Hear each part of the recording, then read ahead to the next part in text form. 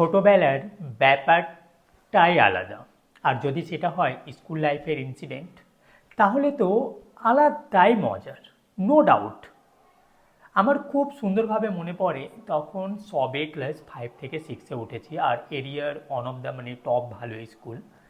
তো আমার ওই ইনসিডেন্টগুলো আরও মনে থাকার একটা কারণ হচ্ছে যে আমাদের ব্যাচটা খুব ইউনিক একটা ব্যাচ ছিল ওই স্কুলের।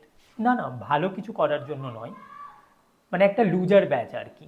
মানে টপ 10-এ কোনো ছেলে নেই। ওয়াও, শুনতে একটু মানে অবাক লাগলেও এটাই বাস্তব ইনসিডেন্ট ছিল।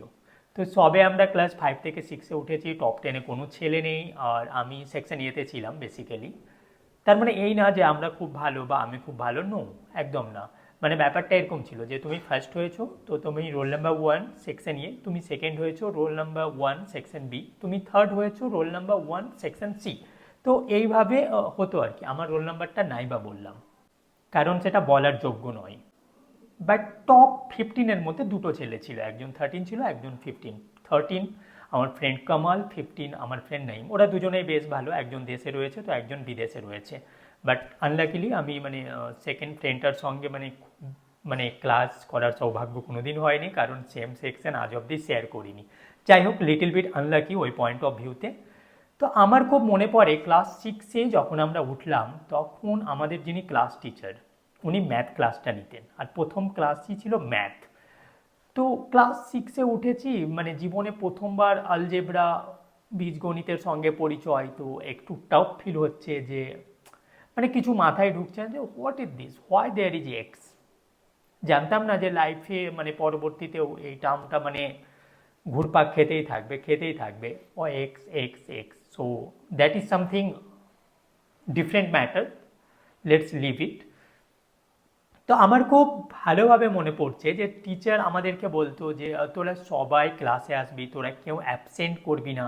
বাট প্রবলেম হতো, সবাই যদি স্কুলে অ্যাটেন্ড করতো তো সেদিন আর জায়গাই হতো না। তো এক্স্যাক্টলি সেই দিনটাতেও সেই একই কেস হয়েছিল। অনেক ছেলে স্কুলে এসছে, আমি লেট করে গিয়েছি, আমার বন্ধু কামাল সেও লেট করে এসছে। তো আমরা জায়গা পাইনি, আমরা জাস্ট পিছনের বেঞ্চের দিকে মেয়েদের পিছনে বসে পড়েছি জাস্ট। দিয়ে স্যার মানে ম্যাথ করাচ্ছে, আলজেব্রা মাথায় তো একদম ঢুকছে না।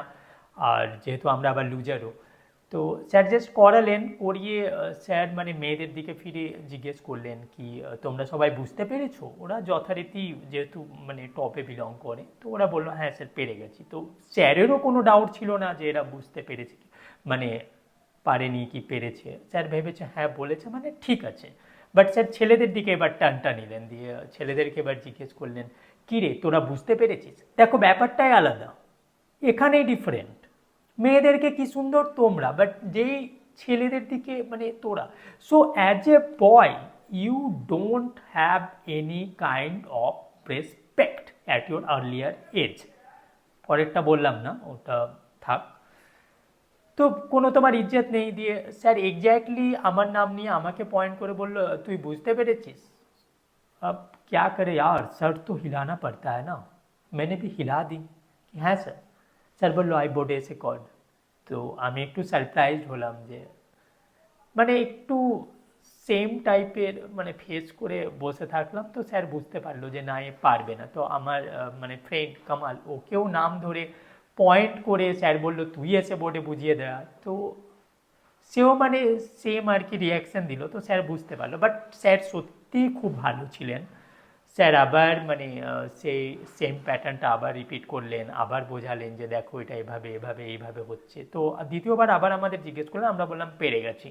তো এবার স্যার কিন্তু আমাদেরকে আর মানে ওইভাবে বলেননি যে এসে বুঝিয়ে দাও। তো সত্যি মানে আজও যখন মনে পড়ে ওই মানে গোল্ডেন ডেইজগুলোর কথা, তো কোথাও না কোথাও একটা মনের মধ্যে ভালোবাসা জেগে যায় যে বাহ, কি সুন্দর সেই শৈশবের দিনগুলো ছিল, শৈশবের স্মৃতিগুলো কি দারুণ না ছিল। মানে there was no external tension at all, you are just enjoying your life fully, either you can understand or not, it does not matter। তো সত্যি এখন এসে কোথাও না কোথাও ওই কবিগুরুর লেখা এক দুটো লাইন মনে পড়ে যায় যে দাও ফিরিয়ে এসে অরণ্য, লও এ নগর। তো কোথাও না কোথাও মানে বলার ইচ্ছে করে যে দাও ফিরিয়ে শৈশবের সেই সোনালি দিনগুলো, নাও যা কিছু নেওয়ার আছে। বাট এটা তো আর সম্ভব নয়, তাই না? সো মানে At this age of life, I am really missing those wonderful days of school life. Those are really amazing, yaar.